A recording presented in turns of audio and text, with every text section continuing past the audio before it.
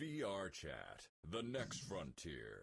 These are the experiences from Gunters' universe. His continuing mission to seek out and connect with VR devs and passionate enthusiasts, to discuss theories, beliefs, and rhetoric of all kinds, and to boldly go where no show has ever gone before.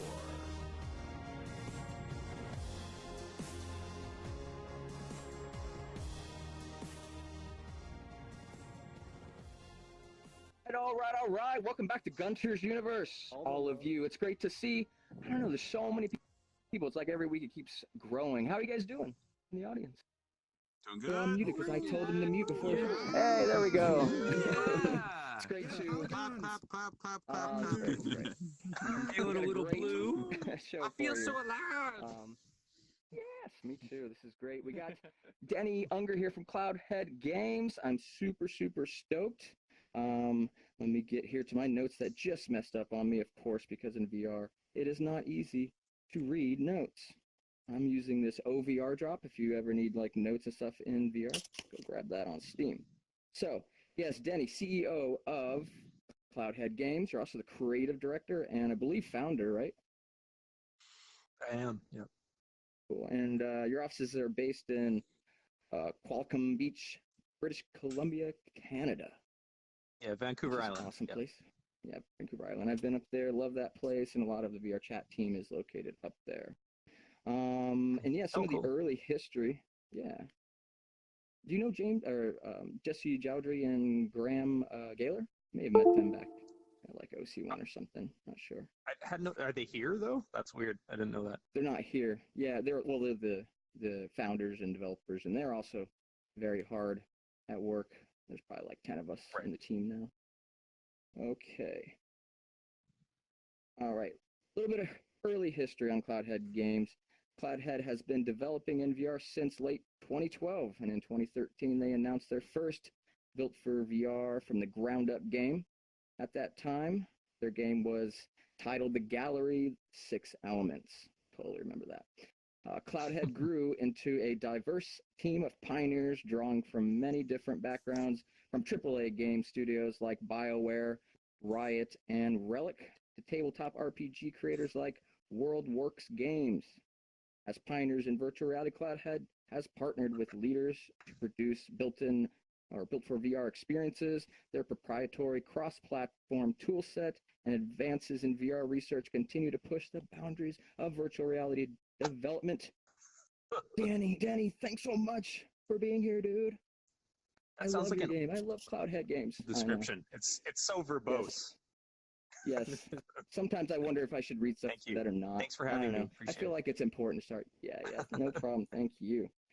All right. So yeah, this is the first time we're doing like a standing situation. Normally you guys have seen us in chairs. So this should be interesting. I can turn all around and kind of try to dance and get laughed at. Okay, and with us is Bob, aka Cause and Effects. How's it going, Bob? Hey everybody. Hey Gunnar, good, how are you? Doing pretty good. Bob's co-host, as you guys know, and K-Dog, aka Kenny. He's on cams floating around. How are you, Kenny? Hey Gunter, I am doing well as well. So thanks for having us, and it's always a pleasure doing this. Oh, thank you, buddy. All right, so before we dive into the gallery, I'd like for me and the audience to get to know you a little. Like, where did you grow up? Leduc, Alberta, in a small farm outside of Leduc. Farm. Cool. Yep. No great ambitions being a farm boy. My dad raised chickens and rabbits. Nice. That's where I came. I love farms. My dad was super into home computing, and in the earliest days, we had like every kind of major and minor system. So we went from VIC-20 to Commodore 64 to Amiga 128, and we just kind of rode that whole wave of early PC development. And that's what got me hooked on, games and creating things in that framework. Yeah, that was basically kind of my next question was, like the discovery of computers and like, how about VR and, what is it that then decide to be, making games and then of course VR? So early on I was involved in tabletop RPG gaming, as probably many of you were, if you're geeks. And I started a business called WorldWorks Games, which did tabletop role-playing accessories. So we did like little castles and dungeons and a bunch of different things. No worries. What? Wait, what? So we. What is that? Oh? I don't know. All right. Anyways, so we did tabletop gaming Hold accessories. on. This is the guy? Yeah, no worries. The guy talking? Yeah, no, we'll cut this out. Let me just stop touching me, nigga. Oh. All right, you're out of here. All right. I got him. All right, you take care of Phil. It was going to be a little worse than doing the whole open thing, but there's a lot of people on Reddit that express they want to come, and trying to invite everybody gets crazy. But we'll just cut things like this out. So we were talking about, getting into computers and deciding to make games. And you were talking about RPGs and physical games. Yeah, so I started a company called WorldWorks Games, and we started doing like supplement materials for D&D and Palladium and a bunch of stuff like that. And we did role-playing game accessories. We would do like dungeons and castles and stuff you'd actually put on your table to use your figures with. And, it was a modular terrain building system. Fun. Yeah. From there, I went into game design with a small company called HyperSurge, and we were doing like really shitty Flash games for like the BBC Children's Network, and we're doing contract boobaroo kind of work for game development. But during this whole Flash time, games. like from early 1990, yeah, it's terrible. Yeah, soul sucking, terrible work. But from kind of like the early 90s, 1992, I played virtuality at a fairground kind of thing, and I did Dactyl Nightmare was my first VR experience. And even though the experience was absolutely terrible and made me sick, I recognized that that was the future. The future just had to catch up with what the vision of that was. So I was kind of obsessed with VR since that time, and was involved in a bunch of weird little message forums and kind of the garage hacker VR movement, and built collimated displays and a bunch of simulator cabs and a bunch of things to try to emulate where kind of should be for me, right? And ended up running into Palmer Luckey on MTBS forums, where a lot of kind of garage hackers and VR enthusiasts the meant to be landed. seen forums. And it's yeah, totally. And at that time, Palmer was just he was fixing headsets for people, and he was toying with a bunch of different hardware, and he had access to some really high-end, like $100,000 headsets, because he was at one point he was doing like some kind of military contracting where he was experimenting with different headsets and display technologies. But he had come up with this ratio of right? Like he just has this shelf crazy collection. Yeah.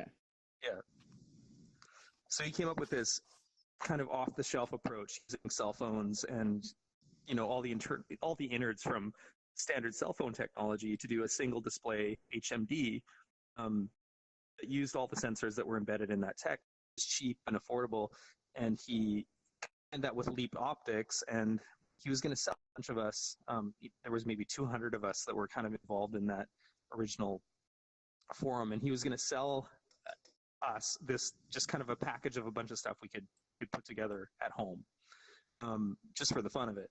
And so we're all waiting for this to happen, and he kind of went dark for a long time.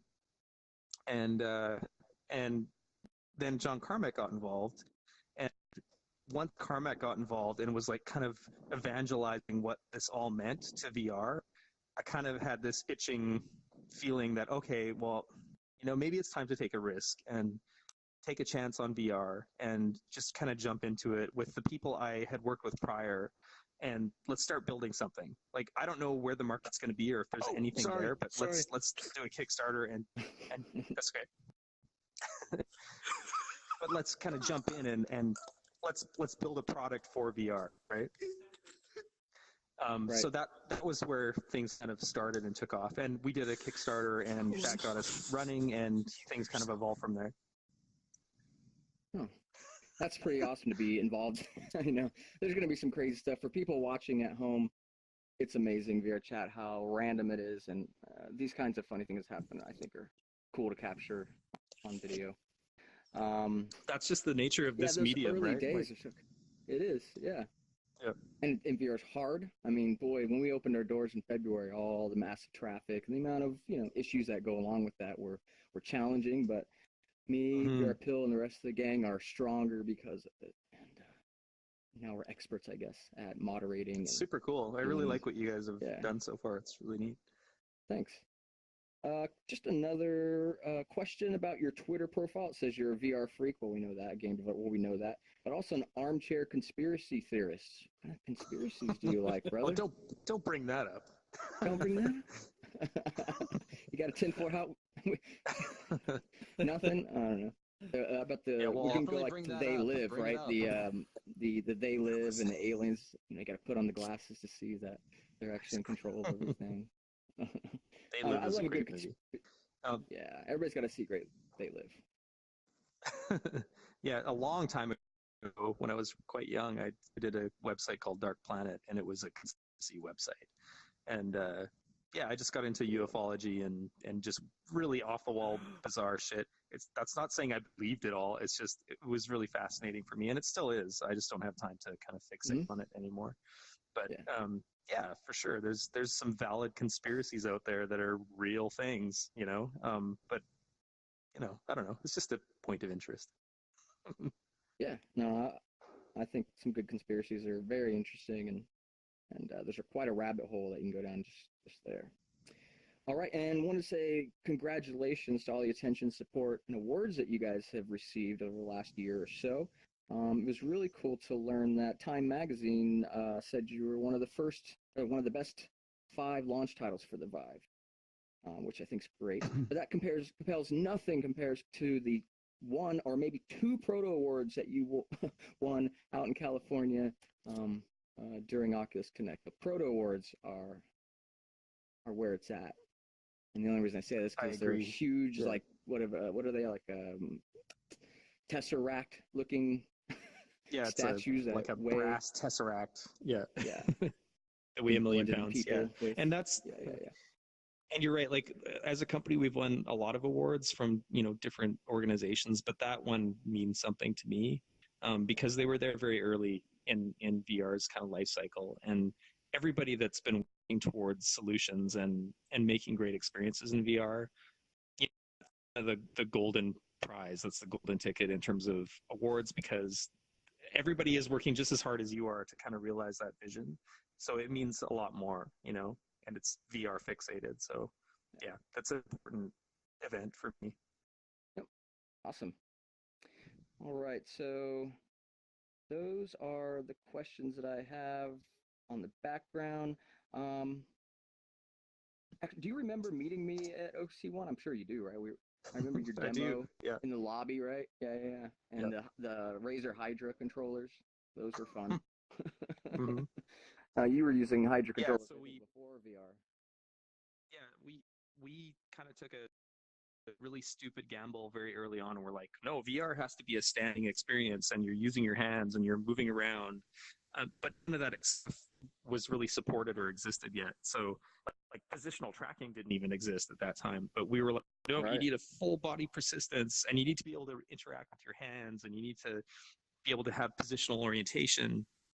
So we just kind of built for that naively, thinking it'll be there eventually. But what we didn't know was it would be like 4 years of stress waiting for Oculus or HTC or Valve or whoever to say, yeah, we're going to support that thing,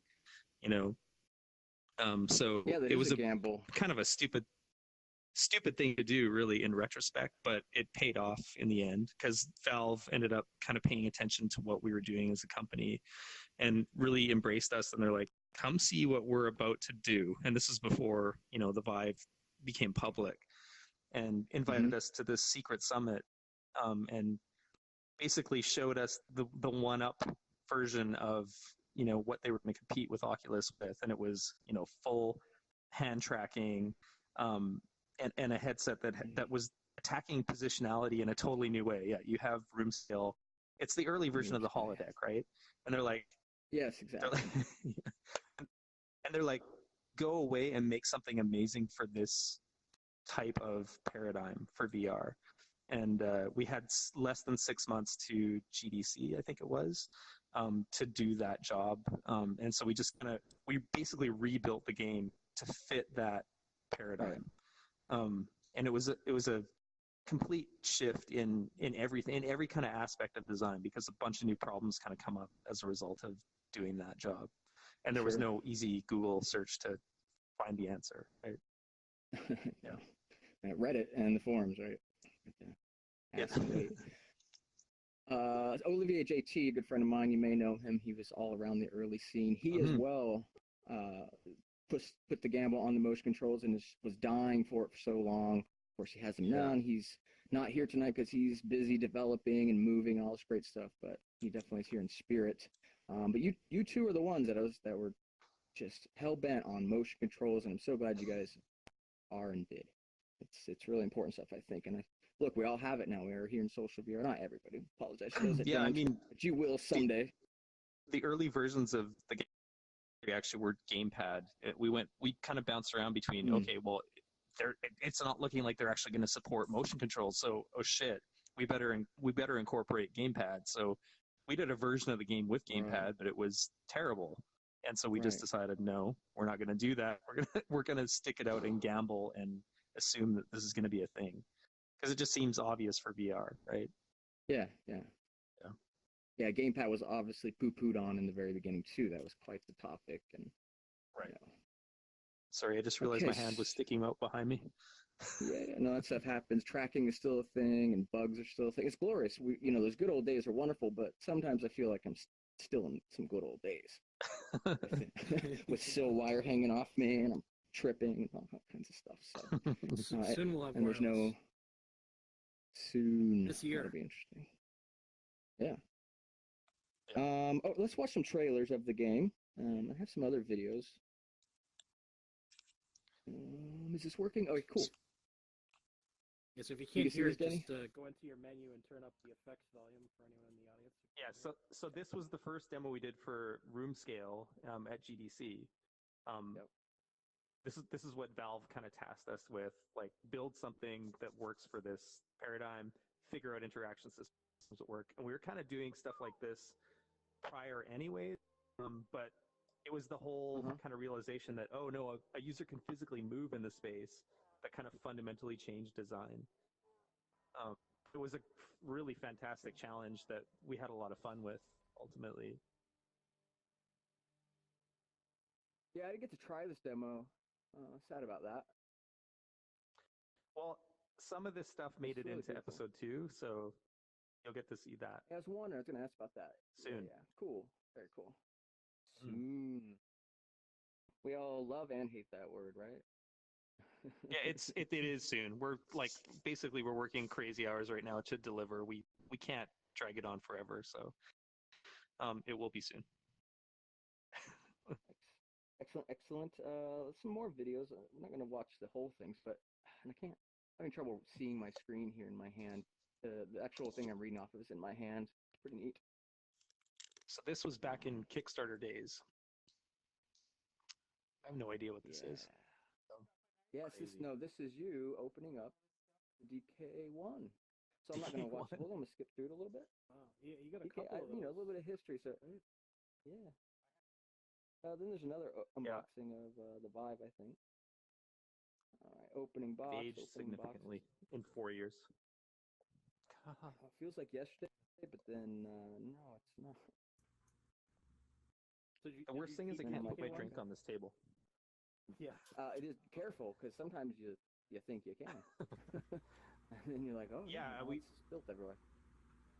So we have a really great stack of HMDs, prototype HMDs from Oculus. We even have an Oculus HD dev kit, which they did very small.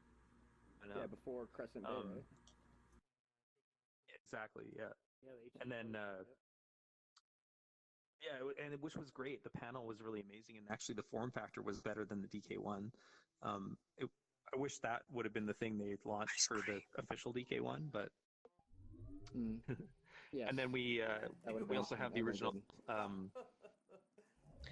I also have the original Vive prototype, which was basically 2 cell phones oriented, vertically, and all 3D printed, and you have these crazy cables coming off your head. Yeah, we had some really great headsets. I never thought it. Yeah, cool. So there are people that haven't, seen the DK1, but this is it. It came in a great hard shell case. It is very blocky looking. It was very low resolution, and it had a lot of black smearing. And when I would host the first talk show I did, Virtually Incorrect and Riftmax, I got like 30 frames a second, but I was still there for 4 hours. I don't know why. I had to be, that's why. I get that completely.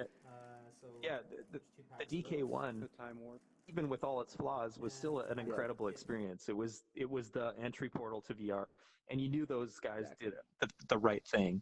And doing the Tuscany thing, like I was brought to tears because I knew that they had crossed that magical threshold of okay, this is a viable technology. Yeah, and it's like yes, there's problems with it, but it's there, and it's exactly. I mean, of course, we go back, and it's just. Exactly. All you needed was that just first glimpse. I mean, I saw like Cymatic Bruce playing it, some other people, and I was like, oh, it's for real. I can just tell from the descriptions. Boom, get it. Yeah. I actually let my wife try it first because I just wanted her to be the first one to try it in the house. And then I put on Tuscany, and then the thing that got me was just the window to the building. Yeah. How I could go like this and look through the window over here and look through there. Yeah, exactly. How is this possible? We're standing on the balcony. Yeah, I spent like an hour standing on the stairs, just stupid shit like that. But it was just a realization of, a long dream of, we're finally crossing a magical threshold where this technology actually is viable and it works. Yeah. All right, let's see a couple pictures. Throw together a slideshow. There's all those HMDs. I even see, was that a merge? Yeah. Maybe go back. See if that purple one, is that what it is?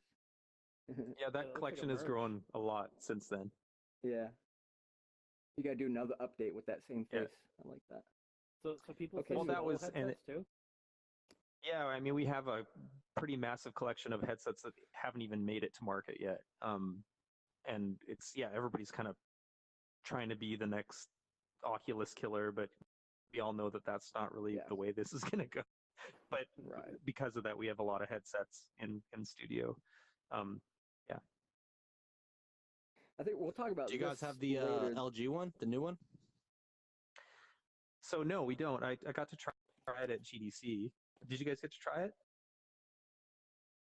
No, I haven't tried any of the Windows holographic Who asked that? Yet. Yeah, who asked that? Colin? Yeah. Yeah, I asked. I haven't tried it yet. I was just interested.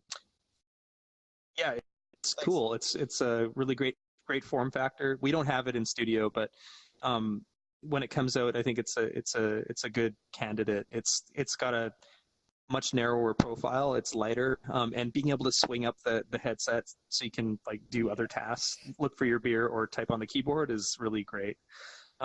Yeah, it's a nice headset.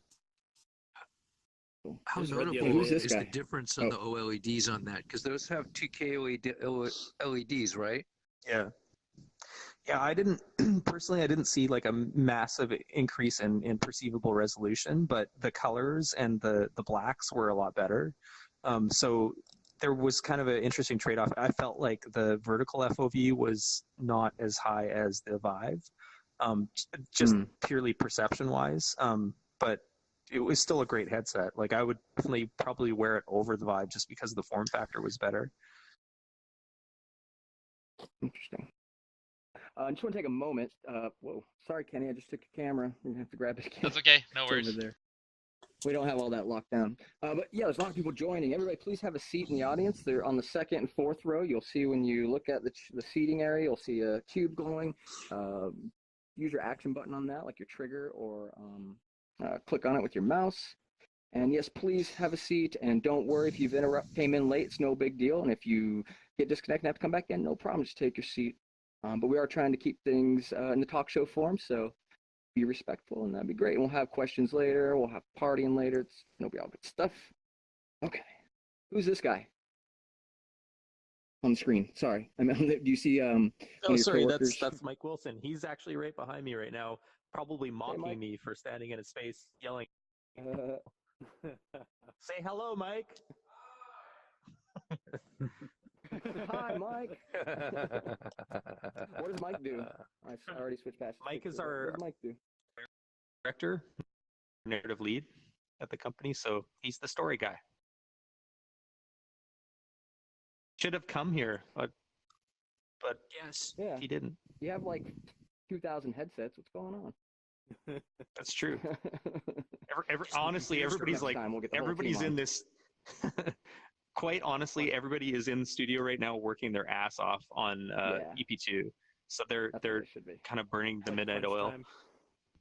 It's Yeah, absolutely. we're like right at I mean- kind of the end. I mean, how thankful am I to have you right here, right now? That's pretty awesome. That I think there's gonna be some people that find Oh, this it's and are awesome. mad. Like, what is he doing? Not working on the game. This is ridiculous. You're opening more people up to the game now. Yeah. Who's this guy? It's cool to be here. Thank you. Who's that guy up there? He's on your team. Oh, sorry, that's Jord. Jord is a junior programmer. He did some really interesting things for EP2 puzzle design. That is Max. He's one of our new designers. Super talented dude. That's Div. Div is a programmer, kind of mid-level programmer, but fucking does amazing stuff. Excuse my language. Does amazing work and was part of episode 1 as well. This is Paul, and Paul White was, he's our senior programmer, and he's like this insanely brilliant guy that thinks on a completely different level. Great stuff. Those guys you need and want. Sorry, this is Steven Blomkamp. This is Steven Blomkamp. He's our animator. He's actually Neil Blomkamp's cousin, the guy who did District 9 and all that kind of stuff. Oh, cool. Very talented dude. Yeah. Very nice. And then I don't have any other this pictures is of any the- other teams. Yeah. Do you want to mention anybody else that's on the team, or is that the team? Well, the That's the team team. is 19 people, so there's quite a few people. Yeah, go to cloudheadgames.com and you can go to our about section, kind of read about everybody if you want. That's the original HTC Vive prototype. And the controllers were wired and they would break like literally every second day. We would have to like glue gun and resolder the controllers because they were just so fragile. Yeah, this is us. Sorry, yeah, I guess you could play some of that and I don't have to explain it. Actually, this is just It's a a place. screenshot, but I do have some video. Yeah, I'm kind of bouncing around all over the place, but So that's when we first kind of revealed teleportation, our blink locomotion system as a kind of standard for room scale locomotion. And if you see these lines on the floor, that was early on trying to figure out, well, okay, what happens if somebody only has the room in front of the desk, or what happens if they have a carpet in front of their TV, or what happens if they have a whole room? How do we build a system that lets them see what that is? Because Valve didn't have it and HTC didn't have it at that time either. So we built a chaperone system before Valve did, to show what that meant, and it had to dynamically adapt to the space that was there. And then we had to figure out, well, how do we project that space deeper into 3D space? So that's where kind of teleportation and that whole thing kind of evolved from.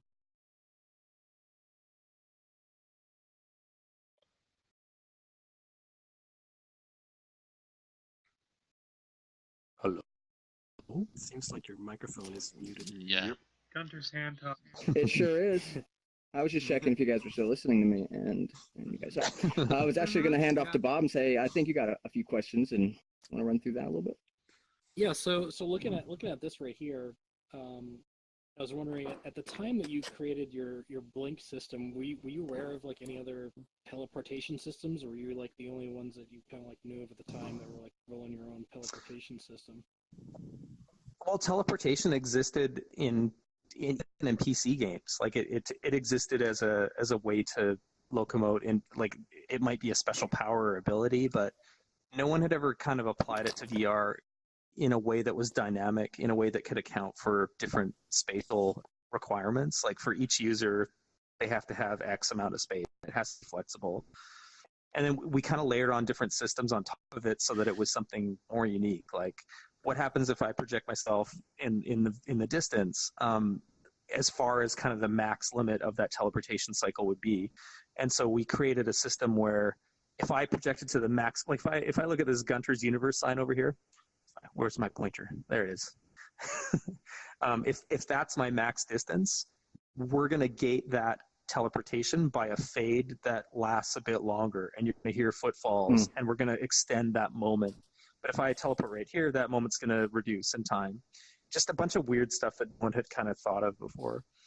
And then the other big system that we had to create was, well, what happens if a user physically walks through an object or tries to cheat? Yeah. Like, say there's a wall in front of me right here, and there's a magical treasure chest on the other side of the wall. Well, what happens if a user walks through that wall? How do we prevent them from doing that?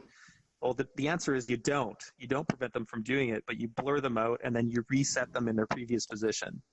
And it was just weird conceptual things that no one had had to deal with before, that we kind of built in layers of systems that would account for that. So yeah, that Blink is kind of like a whole set of systems rather than just sort of one thing. Teleportation and room scale work together, and they create all kinds of problems, right? Yeah. Cool. Let's see what else do I have. Like our notes are kind of like meshed together. So I don't know where my stuff is. Sorry, Bob. Yeah, well, I can't hear you that well. Causing effects. Yeah, I've lifted my headset up because my notes are on my screen. I haven't installed that like cool little app that Gunner has. He's just reading. He's reading stuff off of his arm in VR. It, like old school way to. What is that app? I'm sure. Yeah, it's a great app. Everybody should be aware of it. It's on Steam. It used to be an open source Git hub project, which I think the old version still is. But it's $13 on Steam, and it's called OVR Drop. Right. OVR Drop. Yeah. The other thing I should say about... Yes, please. Yeah, go ahead. Sorry, the other thing I should say about Blink and sort of a holistic teleportation system, we were trying to account for vestibular disconnect and, artificial accelerations that cause sickness in VR. So the biggest kind of killer in VR is rotational accelerations. That's kind of the one that makes people the most sick. But there are a number of other ones. There's peripheral vection. So even if I'm moving forward in a straight line, and if I have enough FOV being presented to me at a high enough resolution, at a high enough refresh rate, it has the potential to make me uncomfortable. So anytime you're inducing artificial accelerations, you can make somebody sick. So there was a very poignant kind of agenda at Valve and with everybody that was working with early hardware to make sure that the first generation of VR software that was released would not make people sick. And it was kind of a mandate from top down, like, we can't do this. Even if people can acclimate and they can get used to stick mode. I'm using stick mode right now because I'm a diehard VR dude, right? But you can't give that as the first experience for the consumer because that might be their first and last experience. And it might be the thing that kills VR. So everybody was very cautious about how we're handling locomotion in VR. And that's kind of where this stuff, where its origins came from. Yeah. in like the early days when you were just first like starting working on your game, what kind of percentage of time were you like experimenting with new mechanics and stuff like that? Most of the time? Lots. It was at least half.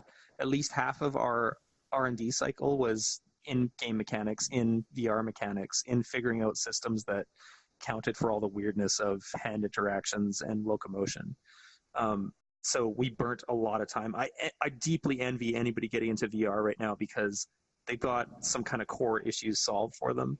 Not that it's completely solved, but they've got enough backbone to kind of just jump in and experiment, whereas we had to kind of just create from scratch these things, right? Yeah, exactly. Let's watch the trailer. I was actually having trouble finding it yesterday or earlier, so it's not easy using this system. But here we go, the trailers. Starseed. Curiosity. It's what drives us forward. Can we? Should we? Do we have the right? These are questions love the lighter. Fireworks. Giant leaps are not taken by the satisfied, or those who scared easily.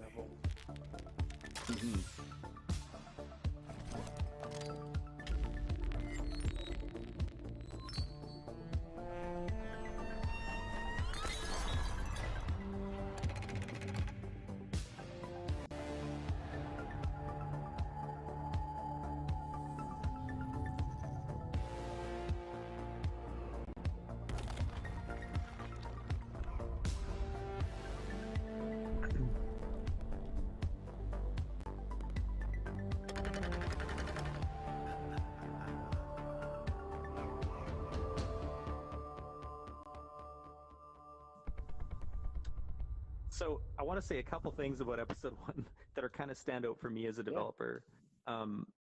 One was we had a very truncated amount of time to actually deliver on EP1. It ended up being a little over 6 months, really, where we had kind of dedicated time for that specific iteration of it.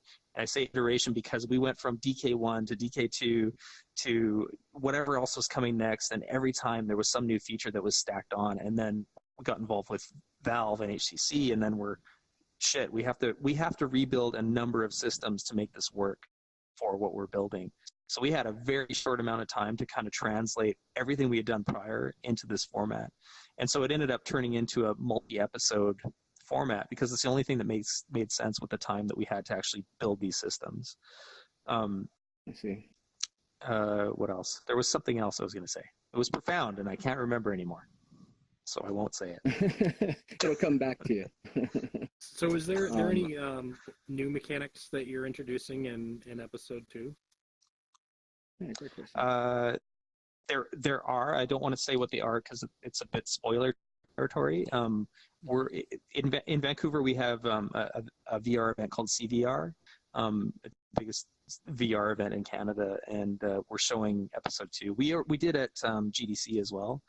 So we're kind of giving a peek of what some of those mechanics are, and yeah, we're introducing some new stuff that we haven't tried prior, and we're always trying to kind of push. We have a lot of internal kind of R&D efforts that are always being pushed forward. Whether or not to make it into the final game is kind of up in the air because we're not going to ship something that's awful, obviously. But locomotion, for one thing, I don't think that teleportation is the be-all, end-all locomotion solution in VR. I think there's something else, and I think it combines a lot of things, but no one has kind of honed it into the right mold yet. So we're still pushing that agenda, and hopefully whenever we figure that out, or whoever figures it out, we'll backport it into prior episodes.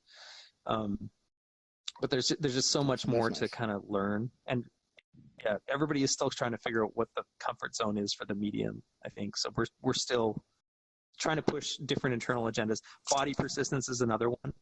Now that we have access to HTC Vive tracking pucks, it opens up a new can of worms for interactions in the game. So you can do foot tracking, and that opens up different kinds of mechanics that we can explore. So we're always trying to kind of be future forward a little bit, and then figuring out how we can kind of backport those innovations into other episodes.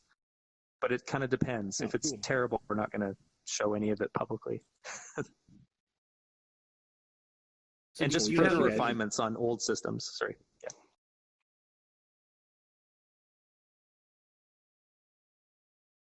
Set in stone, or is it kind of up in the air still?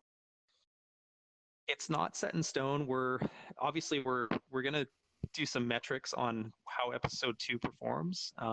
We think it'll do well, but we're gonna push through the episode 3, and we're gonna see how that works out. But we're structuring it so that this could be kind of an endless series. It could be Stargate. It's building it that way so that we can kind of be reflexive to whatever the market kind of tells us. Let's talk a bit more generally about Starseed, because not everybody maybe knows. And I mean, it's gotten a lot of press. Many of us know it. Many of us played it, but some haven't. So what's just a synopsis of what Call of the Starseed is about? Yeah, so one of the big things we wanted to try to get across in the game was, or the experience, however you want to frame it, was that you are the main character. It's really you, and you're driving the narrative forward. So you're on a quest to find out what happened to your sister who's gone missing. And we start off in a very kind of mundane, normal environment. That was what I was going to say about episode 1. A big part of it, and it's kind of funny as we move deeper into VR and people get acclimated to what VR is. They get used to things. So some of the stuff in EP1 for everybody that's in this room is probably like too simple. But our agenda very early on was, well, how do we make a VR game out of the gate that teaches people how to be in VR, what to expect in VR, how to use your hands, how to move around, how to do very primary things, but then build a story on top of that and build a narrative arc that gets more complex and kind of pushes the edges a bit harder towards the end. So that's kind of how we sculpted out the first episode of the Gallery series, was let's teach people how to exist in VR first, and then let's dovetail into more complex puzzles, and let's push some kind of emotional buttons at the end of that. And episode 2, we're kind of going, okay, well, you've already had that experience, so now we're going to push you in all ways, and we're going to expect you to understand how this stuff works. And we're going to drive the narrative a bit harder, the puzzle complexity a bit harder, the length a bit longer, and just, kind of amp everything up. We're kind of learning along with everybody else. Mm-hmm. Yeah, I love that. So what about? Well, okay. Well, I'll go talk about episode 2 later.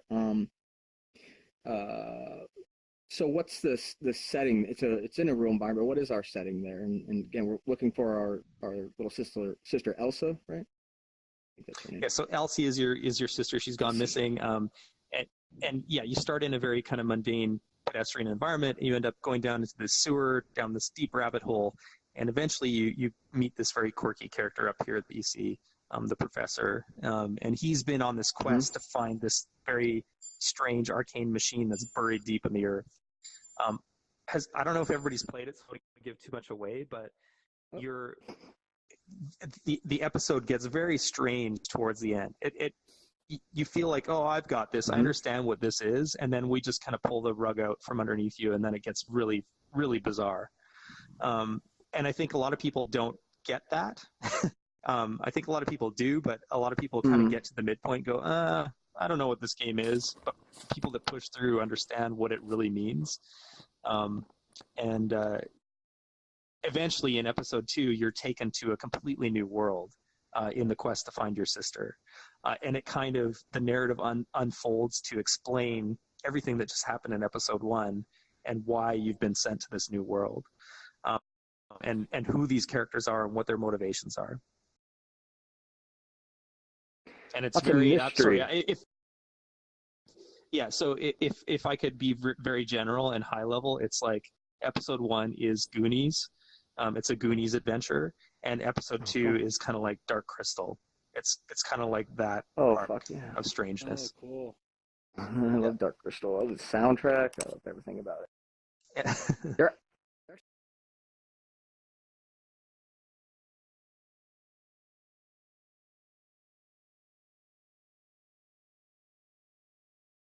There's another cut of Dark Crystal that was much darker, that Henson originally wanted it, and it's like pieced together. And have you seen that? You know about that?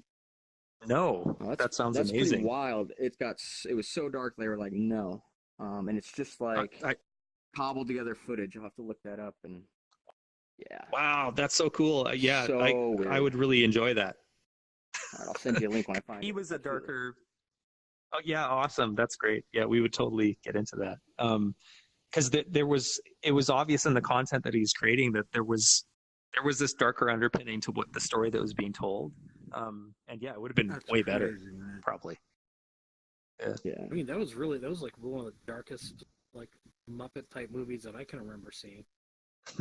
Hey, let me yeah, for sure. I mean, and the Labyrinth gets kind of cool too, but not nearly as dark. So I want to welcome everybody that's joining up. Welcome to VRChat and welcome to Gunters Universe. This is a talk show. We're about halfway through with it. So if you'd like to listen, please have a seat in the audience. The second and fourth rows have seat. And please try to be courteous and quiet during the show. You may need to mute your mic if there's some kind of issue. But yeah, welcome. And to sit, you just look for a seat on the ground and click on it with your motion control or with your mouse. Cool. Ice cream. Back to the interview. Where's I at? What kind of challenges? Actually, what did you not? I guess you in episode 2 you can fulfill anything that you may not have been able to put in episode 1. But was there anything cut out of episode 1 that you know you're not going to put in episode 2? Something you're like, really wish that would have made it, but we just had to get rid of it. Man, this is probably standard game design, but there was a lot that we cut from EP2, and it was just an issue of so because of the truncated timeline, because hardware came so hot and so fast to market with episode 1, we had to run directly into pre-production on episode 2. Like normally you have like some big run up for pre-production, like 1 year potentially for, a bigger game to actually get that ball rolling. But in VR, that's not the case at all. So we went from EP1, we had the story, we knew kind of where we were going, but we just kind of had to jump into production for EP2 as soon as we finished EP1. But we also knew that people weren't going to wait forever for EP2. So we had to kind of say, okay, we have a year, let's get it done in that timeline. And what can we accomplish in that time? And so we scoped out this pretty big project initially, and then it kind of just kept getting hacked down to meet what we're doing right now. So but I think that's standard in all game design. You start with a pretty ambitious thing, and you end up cutting things that aren't as important. But in the end, you get something that's a bit more finely honed, and it's better for it. A short answer, I think kill your babies, right? That's what people say. Sometimes. Totally. The darlings. Yeah. Darlings sounds a little better than babies. The core of what we were trying to do initially is still there. So I think we maintained a lot of what we wanted to do. Maybe it's just a personal thing, but maybe me and Paul at the studio are like, we're always trying to push new techniques and locomotion and stuff like that. But the reality is with that stuff is that we have a ways to go to make that the thing we want it to be, because we have these really crazy ideas about how to handle a new kind of framework for VR locomotion, but we're not going to release it until it's like perfect, and I don't know if it'll be ready for EP2, but we are going to push it retroactively into whenever we figure that out, it's going to be pushed into everything else. So, but more or less we're getting the things we want accomplished. We're doing new things with narrative that we didn't do in the prior episode. So we're trying not to gate the user by having them be locked in place and listen to somebody jabber on forever. We want them to have the freedom to roam the world, and it's kind of a non-linear format, so you're kind of bouncing around between locations in episode 2, but we don't want to lock the user into just kind of waiting around for somebody to deliver their narrative. So we've created things that kind of get around that in episode 2, but there's still a very strong narrative happening. Have you localized the languages into localized either of the 2 games into different languages, or is it just English? Yeah, right now it's just English, but localization has been kind of a hot button topic at the studio, because it is wanted in other countries. So we have systems that we're building to help localize. Part of the problem with that is that you have to build a subtitle system that works in VR, and no one's really done a great job of that yet. So we're trying to build that infrastructure as well. So how you give like a non-intrusive subtitling system that helps drive a narrative forward in a bunch of languages. We've got something, but again, it's time, money, resources making that happen, and it is something we're working on. The reason I kind of asked it is I was wondering if you know if you're in any arcades yet, any VR arcades. Yeah, so so Valve has their VRChat program. So we are in arcades in North America. It's less in China, Asia, but we are part of Viveport and that program as well. But the game simply doesn't translate in most cases because it is so long, right? Narrative centric, and you need translation. Otherwise, it just doesn't fly for most people. Yeah, so we're working on it. Because that is the stopgap. Like VR arcades and installation-based VR entertainment is the stopgap for how we get over this kind of hump in the market where some people have the hardware at home, but not everybody does. But there is this arcade component. So we're working towards that because we recognize that it's a good kind of midway point while we try to keep going until we hit that magical inflection curve when VR takes over the world, which is like 2019 to 2021 kind of thing. Yeah.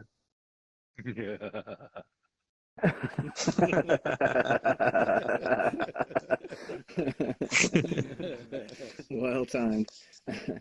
What about the music and voiceover? Great music. Voiceovers are really great. Can we talk about that? Who did your voiceover? Yeah, so we had some professional actors. We had Adrian Huff, he was part of the Assassin's Creed kind of lineage, and he did a bunch of characters in there. Nice. And he was our lead for The Watcher. He's been great, like super earthy guy, and he's on Vancouver Island, which is kind of a convenient thing that just kind of happened for us. And he was willing to work for, indie studios rates, which was great too. And then we just kind of recruited people that we knew. So Joel Green, our sound director, audio director, and lead. His wife is Elsie, and she did an amazing job. And his brother was actually a professor, and he did an amazing job. But the cool thing about being a small studio is you can kind of just burn hours on your mocap and audio capture if you have people that are close to you and don't mind working the extra hours. So we just kind of went over and over again to get the lines just right so it didn't sound like shit. And you can push it that way.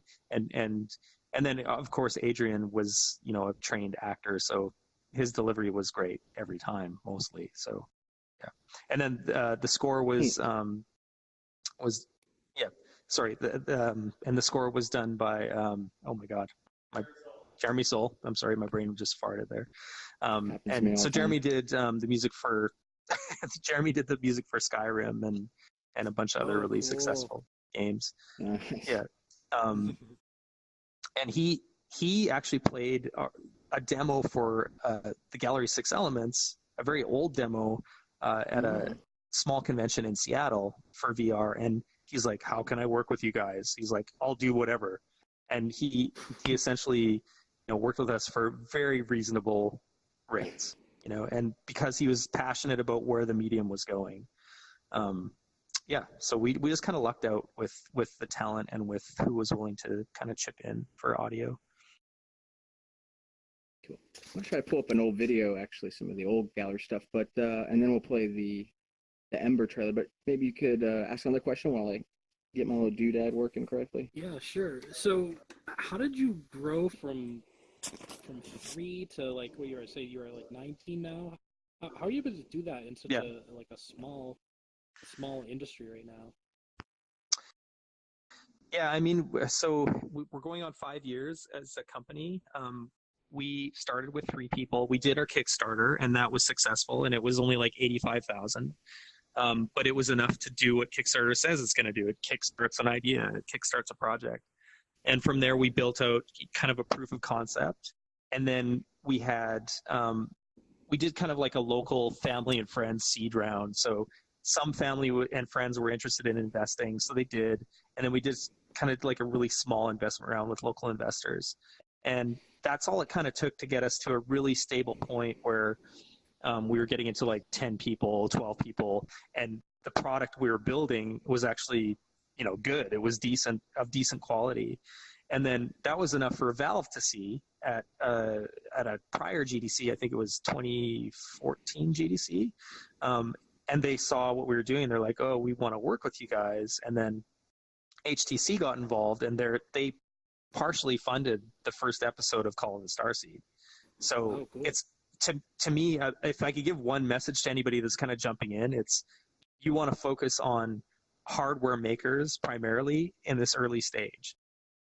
Target those people for money. That's Intel, that's Oculus, that's HTC, that's Valve. Anybody that has a stake in the hardware being a success, that's who you want to target, because investors aren't going to give a shit about what you're doing. Most investors don't care about content. They're not fixated on content. They're fixated on tools, and they're fixated on hardware. So you're going to waste a lot of time trying to sell investors on content. especially if you've never produced anything, especially if you just have an idea for a game or whatever it is, right? So don't waste your time there. Build something cool, do it very grassroots to start with, and then leverage relationships that you have, and then look to the industry. Look to the people who have a stake in VR to get more money. I don't know how I went there, but that's where I went. Yeah, that's great. So did you have to like work on any other projects outside of the gallery series, or were you able to just stick with the gallery? Well, so I personally took a big risk. I took the money I had earned from WorldWorks Games as a prior company, and I invested it into what we were building. So we always kind of had a runway that made sense, and then just took whatever we had from Kickstarter and small seed round investment, and just kept kind of building upon what we were doing, building success upon success in a really kind of small and even way. Right now we're at 19, and we're probably going to stay there until the industry starts to level off, because going any bigger than that right now is crazy unless you have massive backing. Yeah. Oh, I think I got one of those old views of the gallery before it was Starseed or Emberstone. I believe this is what I tried at OC1, the Hydra. Yeah, the beach we iterated on 1,000 times. The beach ended up being our proving ground for every new piece of technology that came online. So, and this was before positional tracking. So this was just DK1, Razor Hydra. But every time we went back to the beach, it was like, oh, okay, now the player can actually move their head, spatially and sixed off. And so we have to build that in. And then when room scale happened, we had to completely rethink that entire system. Body persistence was another big thing that we lost in this kind of arc of stuff. So in this demo, we had body persistence. You look down and see your body. And it's kind of like here where, you look down at a representation of your body that's driven by inverse IK or whatever, and it's almost like driving a body car. It's not like your real body. It's close, but not quite. And we just found that it kind of ruined immersion to have the body actually present. The cool thing about what's happening right now is that we're starting to account for multiple points of tracking, so foot tracking and root tracking, and now we can actually bring the body into the game in a way that feels appropriate. It doesn't feel like you're crippled anymore. It feels like this is actually my body. I can kick stuff and move around, and it's great. So it's funny because we started there, took it away, and now we're going to try to reintroduce it to what we're doing. Interesting, very interesting. Let's get the wall forward. This one's going to sewer here, right? I also remember, the very beginning, I think it was like that glow stick. We were just in a dark tunnel with a glow stick. Yeah, so we had a demo prior to this. If VR is anything, it's demos. You're always doing demos to try to sell people or investors or whoever. But yeah, the earlier version, we actually had you in the sewer, you had a glow stick, and you could drown in the sewer. It would fill up and it would flood, and rats would come at you, and it was all kinds of crazy mayhem. So you probably saw something really early like that. Let's see. I got Cymatic Bruce on here playing. I'm just trying to find it. It's so tiny. Actually, that's a great example. So the Cymatic Bruce interview was when Valve discovered what we were doing and brought us in to work with the bot. Fantastic. Gunters, you want me to make the bot bigger? Yes. He won't do it on my end, though. That's only, yeah. Oh.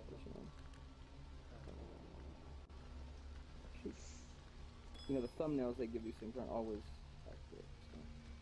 Alright, I'm just going to keep going through the list here, and then we'll see what plays and comment on it and move on.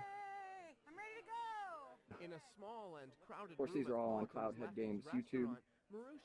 This was a TV spot. That's really cool you guys got that kind of coverage. Yeah, so this was the Exploration School demo. I don't know if you played it. If you're a Kickstarter backer, you got to play Exploration School. We did a bunch of really very early things. We did climbing, and we did, you know, you could use spray paint cans to paint balls and basketball. Yeah, all kinds of crazy stuff. Wasn't there a bong? Just kind of threw everything against the wall. There was a bong, yes. There was a theater, and you could actually put in your own AVIs and MPEGs, and you could play movies on the projection screen. I didn't know there was that. bowling. We did a bunch of crazy stuff. Sort of first proof of concept. I really like the climbing, you know, just hanging from up there. It was something very novel at the time with Hydras. Yeah. What it does is essentially this was early 2014, I want to say. Physically and visually the really frustrating thing about most of these mechanics is they kind of fell apart because we had no positionality. You couldn't lean in. So even playing basketball, you're kind of like groping for balls, but you could never lean your head forwards. You're always like, trying to grab things. That's a good description of the early days. Can't, why not? Alright, what else we got on this list?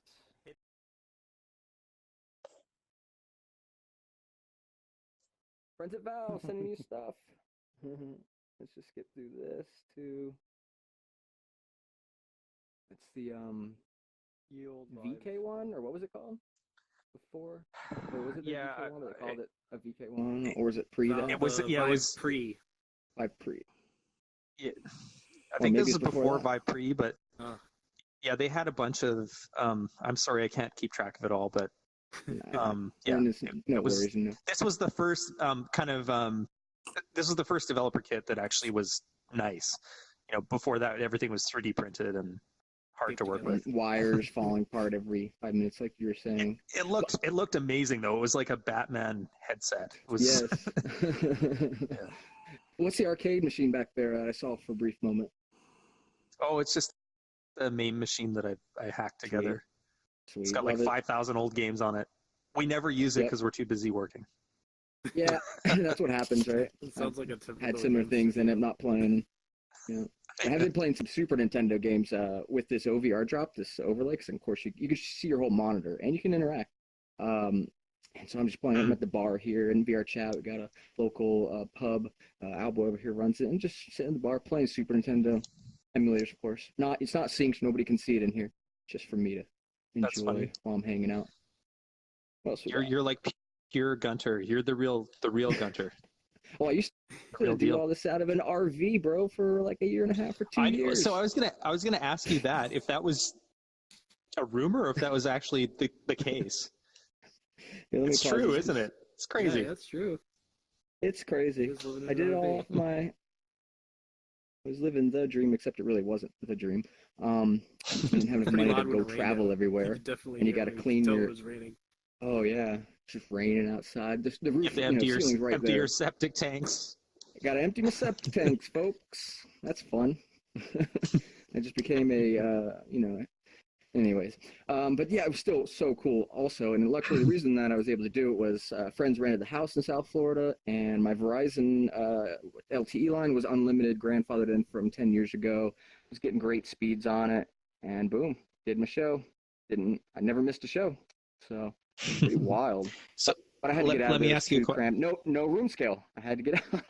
Yeah, no kidding. So let me ask you a question. If you could build any experience that kind of antithesized Ready Player One, what would it be? That's kind of dial that in a little bit more for me. What do you mean? Like any experience? If you could take a slice, out of that kind of universe, what would you want?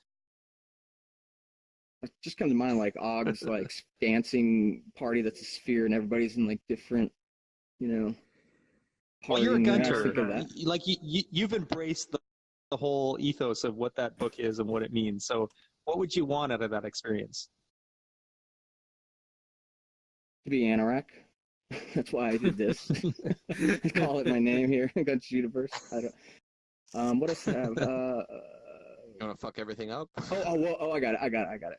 It's the acting out war games, Matthew Broderick, that kind of experience where I can go in and be in the movie and have to actually act with inflection and make sure I make it over the arcade machine and play right before brother. Yeah, that's it. Mm-hmm. Yeah, I kind of agree with that. That's super far out. That would be Right. so cool. Yeah. Yeah. Sorry, I didn't mean to. And to a yell. room where nobody can get to me except through a pizza slot. I like that idea too. Yeah. So okay, we got some more on this list. To streams. Oh, this was Blink. We can just go through this just quickly so people that don't know about the Blink technology just let's get a visual. Hey, that's you. I love this. How many times did you hit your head on the ceiling? Never actually, but because we built a chaperone system, and so I could see where it was. Right there. Oh, is it? Like, Oh, there, yeah. Yeah, Well, back there. The video isn't no playing for me. So. Oh. The video's not playing for you, Kenny? Nah. That's a bummer. I hope the next one, I hope I can find Bruce. Maybe he just didn't make it in. So that was the other thing, I guess.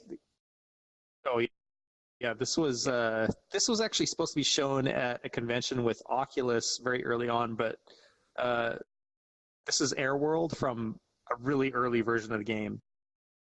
And they chose what was that really old mech game instead? There was a mech game for Oculus that they were showing. Yeah, they showed Hawken instead. Definitely. Yeah. And that never even became a thing.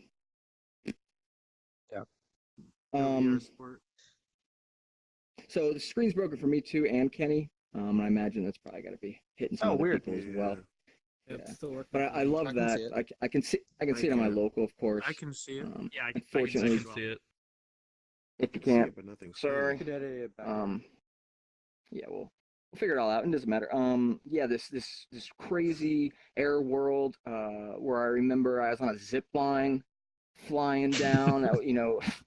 That was insane. I think I was using my hydras again, and that was quite a thrill for anything like that out there. And it was really like this kind of like BioShock Infinite, where you were able to grab onto the rails and ride around. I was sort of feeling that. Sure And enough. it's very Escher-like. So you get in there, you get into like a captain's steer, and you turn the whole world. Yeah, rotate the room. Really Yeah. cool idea. This is from the original Kickstarter. Please don't play the whole thing because so it's real. very long and boring. Look at this. Yeah.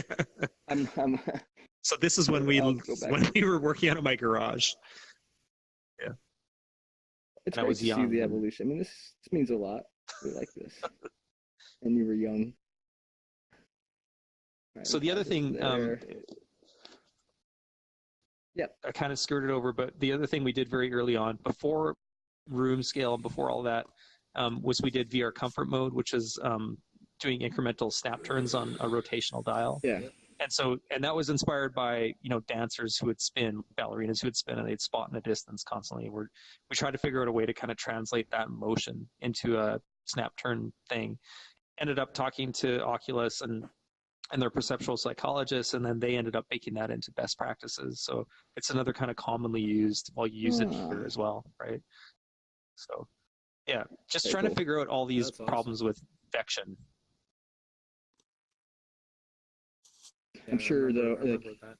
I remember everybody hating it, snap turning though, but that's because it was us freaking VR nerds always complaining about something, a little change, and it was always about the option, right? You could change back. That's what it really was. The whole big. Yeah, people want options. I totally get that. People should have options because some people do have an iron gut, and some people,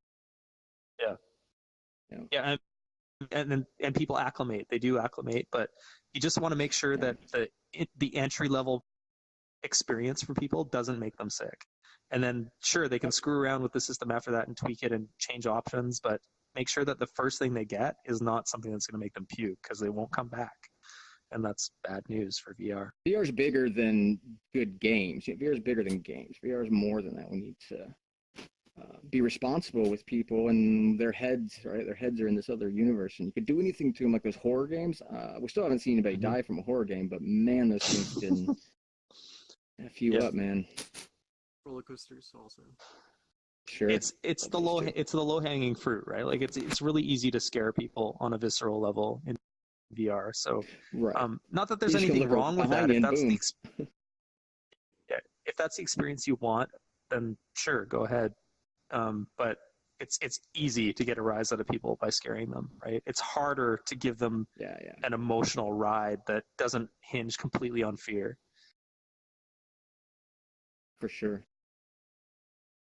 So I got one more topic, but Bob, you have anything before I hit up this last topic? So yeah, when you get to say episode 3, will you package everything together in kind of like a single product, or maybe like three you buy a 3-pack and get kind of like a discount?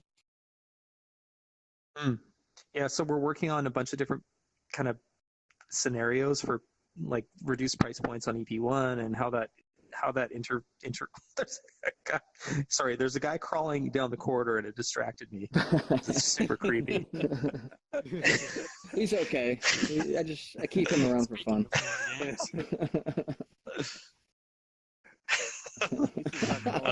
So we're playing with a bunch of we're playing with a bunch of different pricing scenarios. As the episodes roll out, obviously we can start staggering pricing tiers and making episode 1 way cheaper and episode 2 way cheaper, and packaging and doing a bunch of different packaging scenarios. So yeah, everything and all things are going to be kind of considered and put on the table for people. Awesome, cool.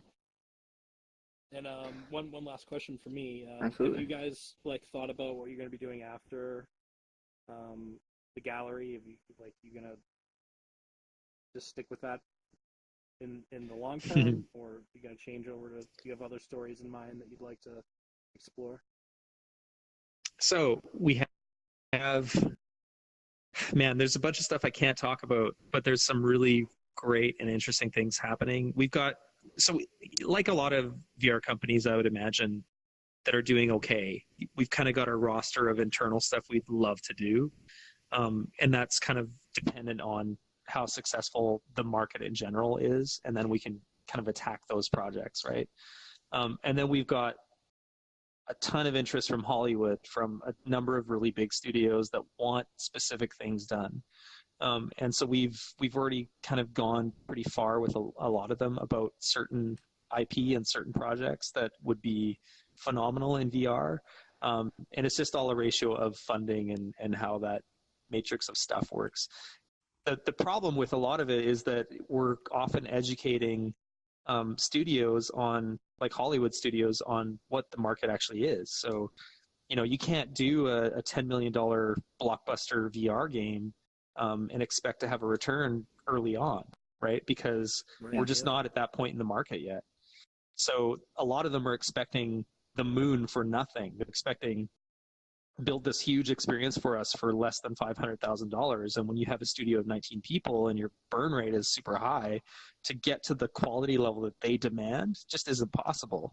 So I think a big part of what we do is educate those studios on the realities of what this market is. And of course it's going to be there, but so we have these really great opportunities, and often they're crushed by people coming into it thinking they know what the market is and not really understanding it, right? But I think that's true of most studios working in this space right now. Yeah. So, but anyways, long story short, not to end on a bummer, but we have a lot of things we want to do, and we're kind of close to kind of tipping the scales on the things we really want to do and having the support to do them, and can't wait to talk about them. Yeah. Right on. Cool. Normally wouldn't add another topic, but this is one's kind of passionate about, and you spoke about privacy and security at the Privacy and Security Conference. And I just want to know your thoughts about privacy in VR. And that's a big thing for me in social VR, is how do we deal with privacy and surveillance and stuff like that?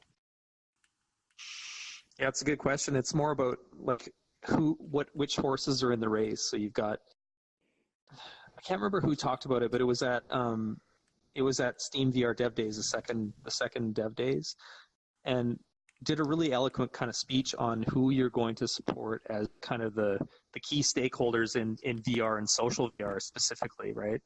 So you've got Facebook, obviously, and you've got kind of Valve building their own ecosystem.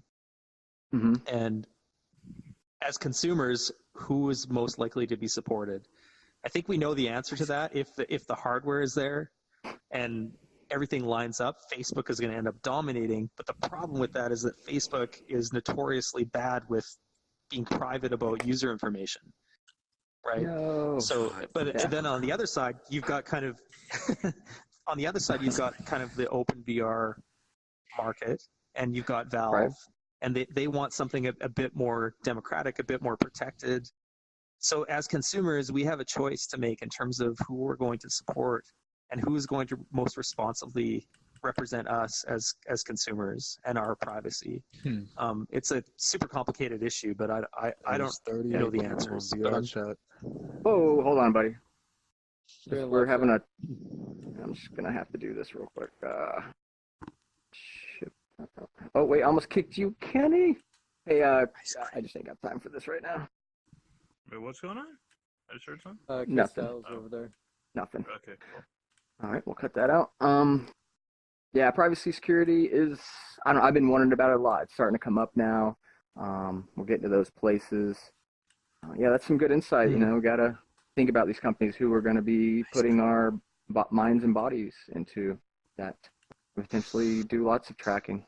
Yeah, wondering what's going to be like in 10 years. Yeah, I mean, with that stuff. It's kind of funny because, like, Ready Player One, we've been reading it a lot at the studio, but it's funny because they talk about privacy and security and how your real name, your real address are absolutely encrypted, protected. I think that's a very naive kind of statement about where it's actually going to go. I don't think any of that shit is going to be protected. I don't know what the future holds, but I would imagine that people seem pretty passive about giving away their privacy and information on social platforms, just in general. So I think it's just going to, corporations are going to use it. They're going to use you to suit their own agendas. I'm going to get shot as soon as I leave this building. Conspiracy. Then we'll have a good conspiracy theory here, and we will write books and make talk shows about. All right, thanks. Okay, I forgot to say, hey, get your questions ready or anything like that. We've got like 5 minutes for questions, thoughts. Give me something interesting. I have Who's got a good something I question? would like to say.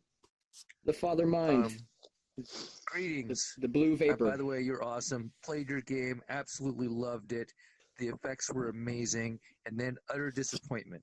Why was I disappointed? Because immediately after the game, I went into the Steam library because I wanted to skin my controllers with those hands, and they weren't there. They're still not there. And I go every now and then and I look and I cry because that was you guys made the most incredible hands. It was just so cool. The whole thing. You should share Who's that. talking? Is it Colin, or is it just? There's big league sorry, I'm usually Darth Vader, but it was glitching and they made me go away. So now I'm just. No, that makes sense. Away. It's Darth Vader's Force Ghost. Yeah, there you go. An interesting story about that is that we had planned an EP1 to release the hand model and a system for creating your own custom hand models, and we were going to give like a bunch of templates to, a bunch of different things you could swap out and do whatever with. We just didn't have time. So on one of our updates, we ended up doing kind of like female versus male hands and skin tones, and that was kind of like a stopgap for that whole thing. But it's still kind of very much front of mind, like giving the user the ability to skin their hands or their body however they want. So it's something in our thinking. You misunderstood what I'm saying. In Steam, the Steam panel, okay, you can skin the controllers. Oh, the controller skinning. Okay, Yeah, I want those for my Steam. So when I use my controllers in Steam, I see your hands because they're so amazing. We can do that. You can totally do that. Yeah, sure. Yeah, totally. And you put your name here. That's free advertising. You should totally do it. They'll be like, these are so cool, and then play your game. For sure. Yeah, it's a great thought. We never thought of it. So yeah, for sure. Thank you for suggesting that. We'll do it. It would take like no time to do. So. Oh, that's awesome. Yeah. I love you, man. Really. I know how hard it is. Thanks for the idea. What you do. Yeah. All right, another question. Love I think you Owlboy too. over here's got his hand up. He's the opposite side of the room. What's up, Owlboy? So this might be kind of a weird question, but what are your feelings on people ripping assets from your games for use in social VR platforms? Well, there's nothing we could do about it if they did it. If we could facilitate it, I would much rather we did that. It's just like on our side, it's just a ratio of like how much time we actually have to prepare assets for different platforms or different usages. I have no problem with it personally. Yeah, I don't think it's a big deal currently. That's cool. As long as it's for a social platform, I think that's a completely different context than building reusing assets for a game, right? Like that would be a problem for me, but not in a social platform or network. Not making money, anything like that. Just fans. Yeah. Fan art. Yeah. Exactly. Yeah. Fan art. Awesome. Kind of. Because you might see some avatars from your games running around social worlds in the future. That'd be great, actually. That'd be great. It is cool, yeah. You'll be back Somebody here brought in an tomorrow and you'll see alt-space half the people. avatar, I think. Yeah. Yeah. Yeah, I don't think we would chase our lawyers after you for that kind of usage, but Awesome. We Okay, need to get one in here videotaped just for this, you when you so come in here. it's You can have documented. your own avatar. yeah, I actually had one that was almost prepared from like an old demo, but there was problems with it, so I just Sure, it takes time, and you guys are busy. Don't. Yeah. Nobody would be happy with you spending time on VRChat avatars. What does ice cream mean? Tell me. Who's saying that? I don't get. Yeah, I keep thinking that We too. had an Like ice cream instead of day last meetup Ice. over in the The weed room. The trippy weed room. there's a big giant like ice cream cone. Right now, I remember. I like ice cream, and I lost bringing my it up. voice yesterday, a couple of days ago, and so Yeah, I you just did. kept walking around whispering ice cream, and everyone else started copying me, and I was freaking out, and so I just still do it. I don't know why. There you go, see? It's our own meme. Makes perfect sense now. All right. And more questions? Anything, or should we wrap it up? Sure. I got a question. Colin. Yeah, me there. I'm a little bit worried that VR seems to be in a bit of a lull period right now where, I don't know, we haven't heard anything from Valve in a while. They're supposed to have 3 good games out, or 3 games in development, but, we're just not hearing much about it. Do you have those same concerns, or, as a developer that's part of a studio, you're like, nah, man, this is great. What are your thoughts? Well, there's been many terms for it, but we're definitely in the kind of slump of disillusionment with the market in general. But that's not. It doesn't actually represent the way the market is heading. It doesn't represent the trajectory of the market. It's very much like cell phones and everything else. I know for a fact that all of these primary hardware makers are dumping billions in, and they're not going to let it fail. So it's a matter of, if you're a small company, bridging the gap between now and like 2019, 2021, and having some kind of solid plan to get there, because once you hit that inflection point in the market, you're going to do well. If you give up right now, you're missing out on a pretty massive opportunity. I know that Valve is working really hard on the experiences, AAA, full-length AAA experiences that will make a significant difference in the market. Just my message would be, hold out. Don't give in to that disillusionment. Yeah. I mean, that announcement was only made like a few months ago. I love the way you say a boot. Yeah. That's just a side note. Roof. Come a boot to my house and see my roof. I work with Canadians. They all do that. It's great. Yeah. I say washcloth. You guys should give out Southern country. Steam keys. So, Oh, who said that? All right, cool. I think that's all the time. Well, what do you think? No, I'm good. Yeah. Did you want to poll the audience at all? Ice cream. Yeah, we can give Sound out like you're Steam about to keys. say- That's fine. No. Ice cream. Yeah. What's your favorite ice cream flavor? Oh yeah, like you want to give everybody free Steam Keys? No, you guys want to go. I can give 2 Everybody away should in the go. morning. I Buy heard the somebody game. say you should give the father mind a key. Somebody definitely said that. Yeah, it was If me. you You don't should play give the the father game, mind a key. Right. Crystal. There you go. I can hook you up. I'll hook you up through Gunter. Actually, whoever's Awesome. here, if you want a key, let Gunter know, and I'll give keys. If you guys haven't played it. Awesome. Hey, you're up, Gunter. No, not right now. Gunter. Gunter. I'm here all the time. I'm not gonna write anything down right now. This is super cool. You've now rivaled Everybody's so excited. You've rivaled now High Voltage Games, which did the first Oprah moment. Thanks, Oprah. I'm counting. I mean, there's less than 30 people here. We can cover that. Well, here's what I suggest.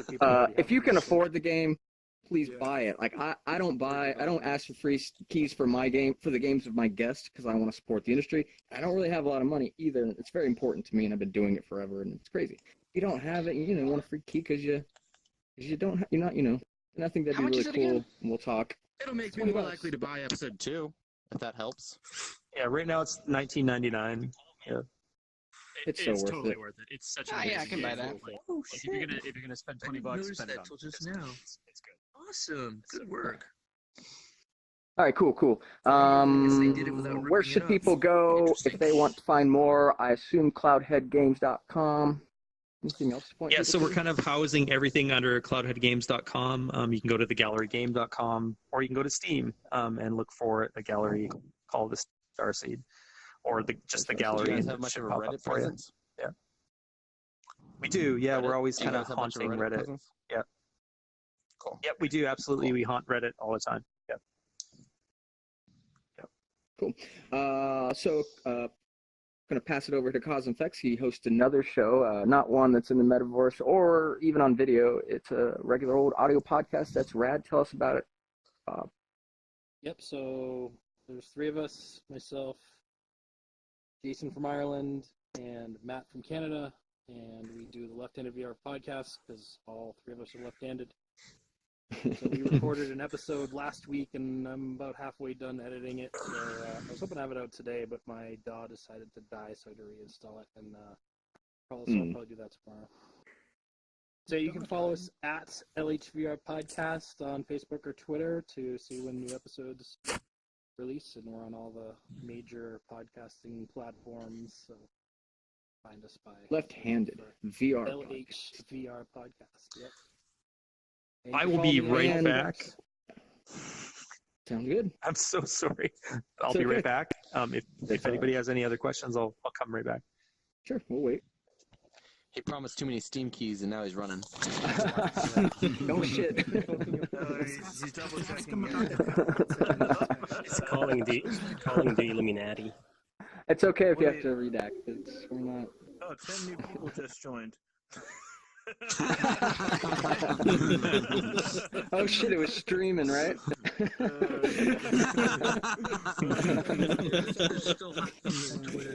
Yeah, how many people are on Twitch right now?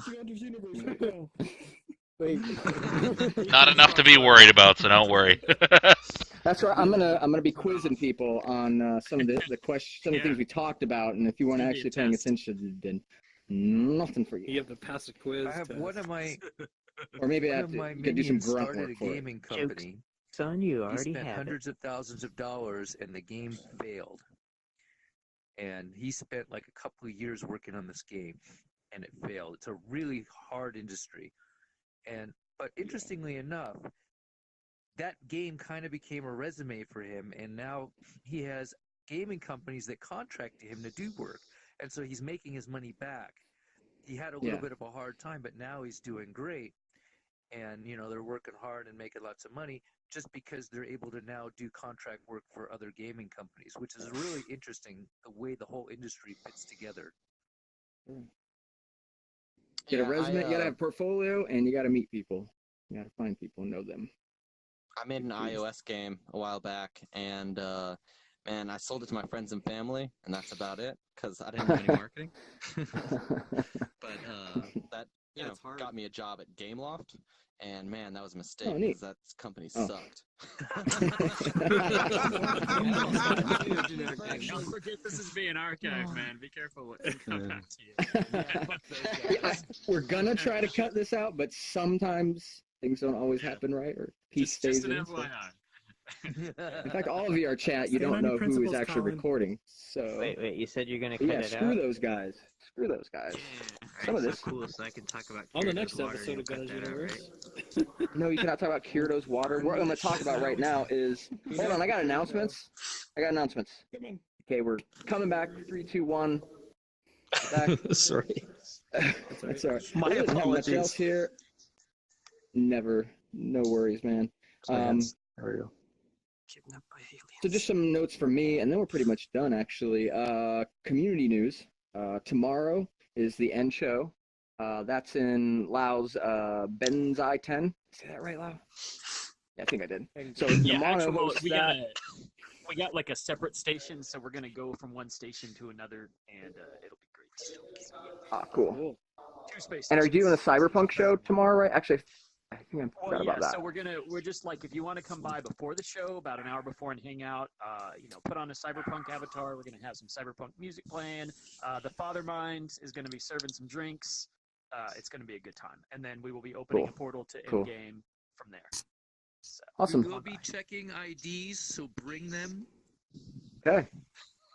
Even if I have a beard, do I still have to bring my ID with a... I have a beard. I'm gonna be hanging out with Deep Rifter tomorrow. Really? I don't want Yeah, black out Boston while VR meetup, playing more VR. 3D. Fantastic. Deep Rifter's a good guy. Love him. But yeah, I don't want to keep this going. Tomorrow's end show. Friday is What's in the Box? Naticus. What's in the box? Tell us about it real quick. Yeah, what's in the box? It's a trivia game. It's team trivia. It will take place in hell, and yeah, it should be a lot of fun. So yeah, grab your friends, get teams together, and yeah, Friday nights, 8 p.m. Central. Should be a good 9 time. circles of trivia. Get teams. Maximum of like Will you be on my 8, I team? think. Yes, we will be on Yeah, teams. max of 9. Max 9. Is there a recommended? You know Doesn't what? matter? You want to have probably a small enough team so it doesn't get too crazy. I would say like 5 or 6 is pretty good. Basically, you'll have 9 clues in the play area that you'll be looking at, trying to identify and then match up with the matching clues. So I don't know. I would say 5 or 6 is a good group. I mean, 9 might get a little too crazy, but I don't know. It's up to you. Cool. Yeah. So Friday's that. Then Saturday is SDK meetup. Sundays are tour around VRChat, our Sunday meetup. Those are things going on.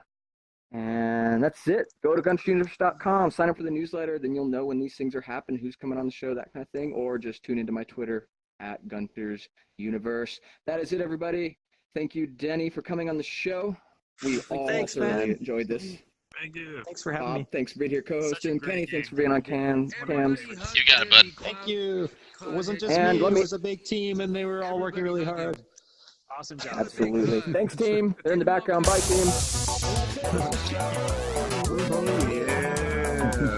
Party time. Oh, there goes Kenny again. I just saw Kenny fly up in the sky like 10 passes. And then all of a sudden Kenny just rushes up and you're